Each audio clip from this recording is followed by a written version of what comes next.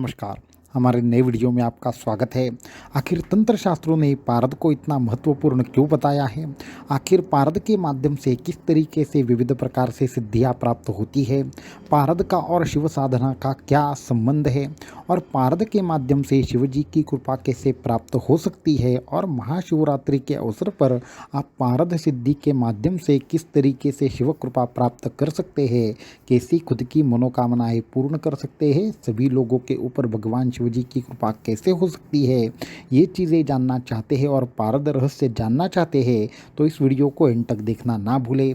साथ में ही हमारे चैनल को सब्सक्राइब करें, वीडियो को लाइक करें और ज़्यादा से ज़्यादा लोगों तक इन्हें पहुँचाइए। तो वीडियो को शुरू करते हैं। तो पारद एक अत्यंत तंत्र की गुप्त ऐसी धातु है जिसके बारे में हमारे जो शास्त्र है वो भर भर के लिखते हैं कि पारद एक ऐसी वस्तु है जिसके इस्तेमाल के माध्यम से सभी प्रकार की तंत्र की सिद्धियां साधक को अपने आप ही प्राप्त होती है।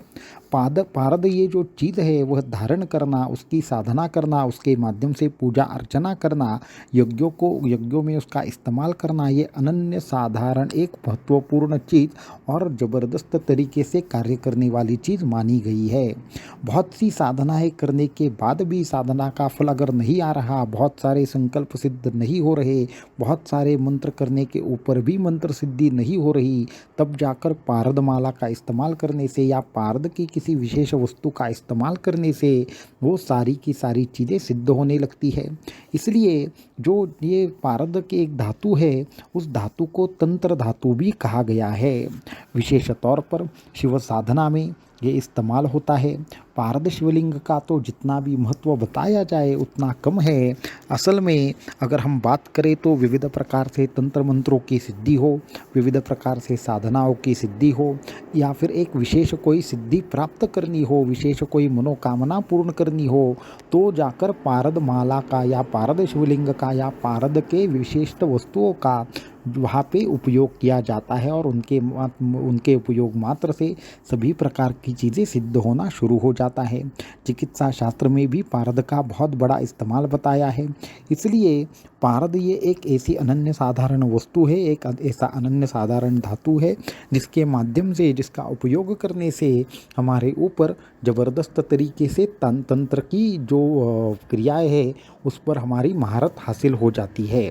पारद गुटिका के बारे में भी अगर आप जानते हैं तो ऐसे अनेकों प्रयोग तंत्र शास्त्रों ने बताए हैं कि जो पारद गुटिका के माध्यम से सिद्ध होते हैं, जैसे कि अभूतपूर्व कुछ सिद्धियाँ जिसका वर्णन तंत्र शास्त्रों में आता है। उसमें से अंतर्धान होना, गायब हो जाना, लोगों की आंखों के सामने दिखाई ना देना, या फिर दिव्य दृष्टि को प्राप्त करना, थर्ड आई को ओपन करना, इसके साथ में ही विविध प्रकार से तंत्र मंत्रों से शरीर की रक्षा करना, इसको छोड़कर देह सिद्धि करना, इसको छोड़कर हमारा जो परकाया प्रवेश होता है या फिर जो हवा में उड़ने की शक्ति होती है, इन सभी सिद्धियों में पारद का एक विशेष तरीके से इस्तेमाल हमारे तंत्र शास्त्रों ने बताया है। इसलिए ये पारद की सिद्धि अत्यंत ज़्यादा ज़बरदस्त तरीके से कार्य करती है। इसके साथ में ही जो हमारे भगवान शिव जी है उनकी भी अत्यंत, अगर कोई निकटतम वस्तु है, कोई उनका सबसे पसंदीदा कोई वस्तु है तो उसे भी पारद ही बताया गया है।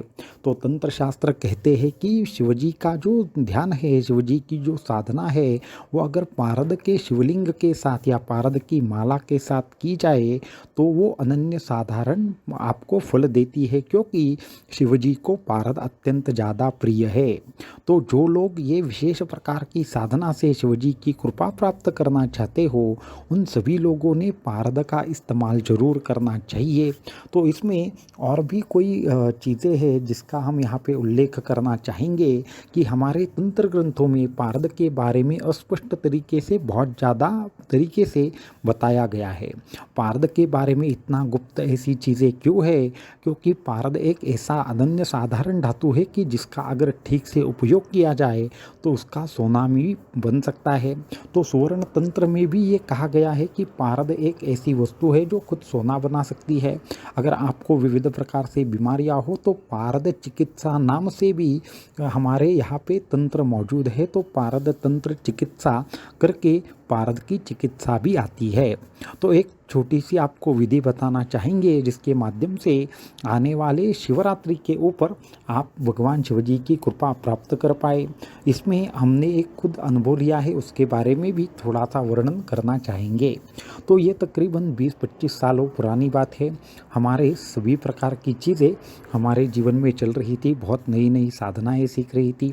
एक विशेष प्रकार के शिव जी का एक विशेष बीज मंत्र हम सिद्ध करने का प्रयास कर रहे थे और साथ में ही कुछ विधियाँ भी सीख रहे थे। वो बहुत प्रयास करने के बाद भी सिद्ध नहीं हो रही थी और साथ में भगवान शिव जी की उपासना अत्यंत तीव्र होती है और साथ में ही अत्यंत ज़्यादा नियम भी उसमें फॉलो करने पड़ते हैं और उसमें स्थान का, उसके उच्चार का और बाकी की चीज़ों का भी अत्यंत ज़्यादा बंधन रहता है।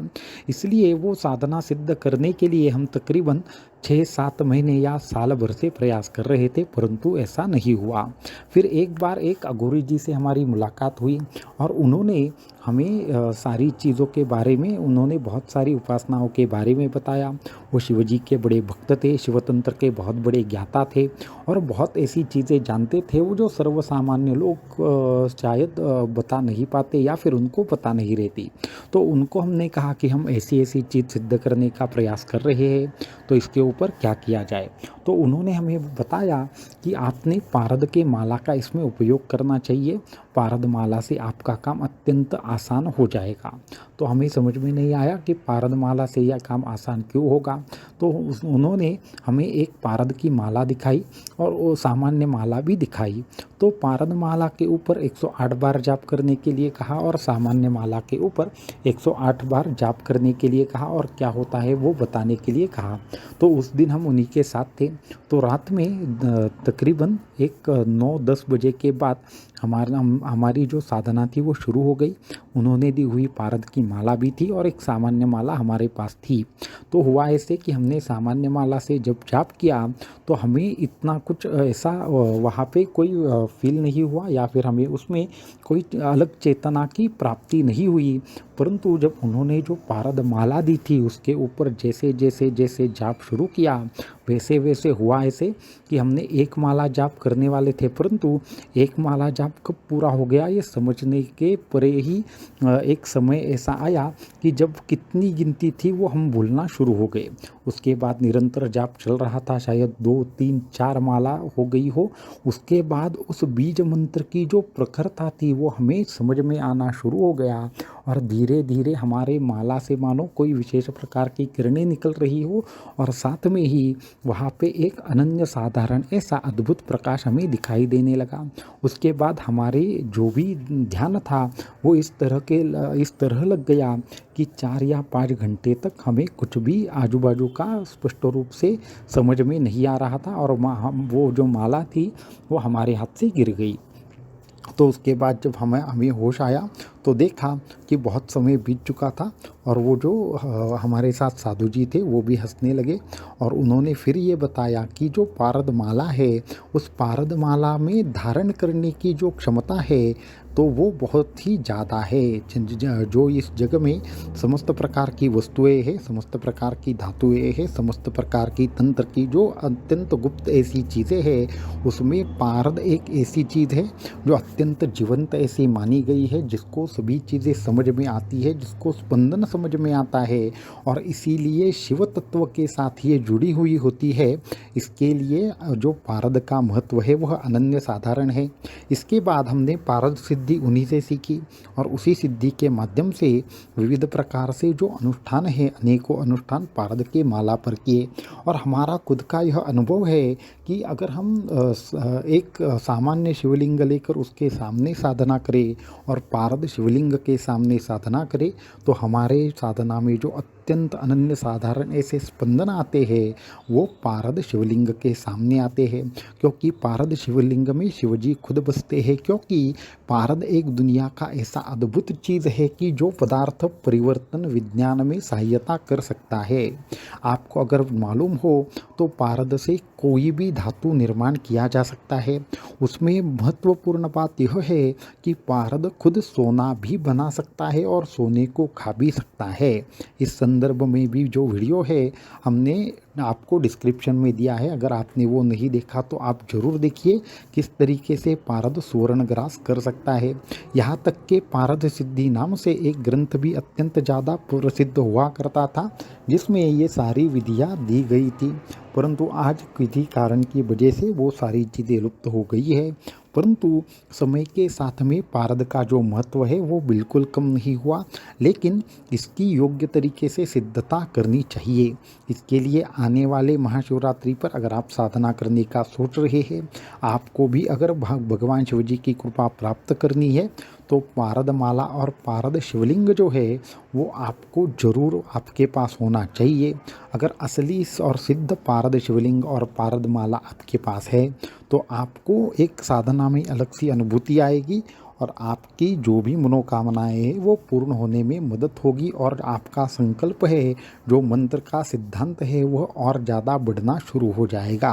इसलिए पारद का जो महत्व है वह अनन्य साधारण है।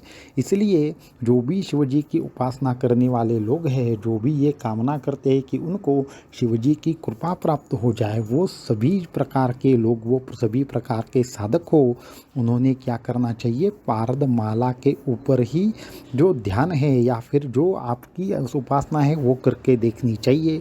आपको जो रिजल्ट है वो ना चाहेंगे। तो सभी साधक जो ये चाहते हैं तो वो पारद माला और पारद शिवलिंग के बारे में सोच सकते हैं।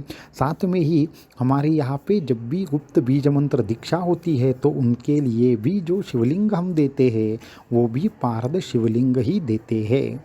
तो इसलिए जो सभी साधक जो संकल्प सिद्धि चाहते हैं, मनोकामना पूर्ति चाहते हैं, जो ऐसा चाहते हैं कि सभी प्रकार की बाधाएं उनके आजू बाजू की नष्ट हो, वो सभी लोग पारद का इस्तेमाल जरूर करके देखें।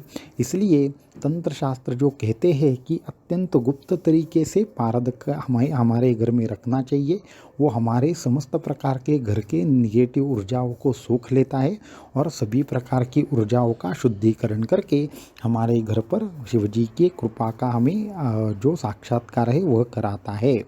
इसलिए अगर आप पारद शिवलिंग या पारद माला के बारे में और ज़्यादा डिटेल जानना चाहते हैं तो आप हमें संपर्क कर सकते हैं, या फिर आप जहाँ से प्राप्त हो सके वहाँ से पारद माला या पारद शिवलिंग ले सकते हैं।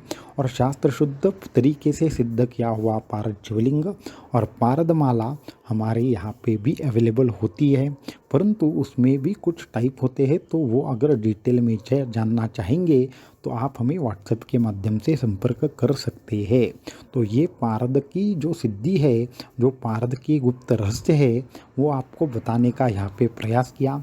अगले वीडियो में पारद गुटिका के बारे में हम अद्भुत ऐसी चीज़ें जानकारी देने वाला वीडियो आपके लिए लेकर आएंगे। तब तक के लिए आप इन सभी चैनल के साथ हमारे बने रहिए, हमारे सभी वीडियोस को देखते रहिए और ज़्यादा से ज़्यादा लोगों तक इन्हें पहुंचाना ना भूलें। अवधूत चिंतन श्री गुरुदेव दत्त।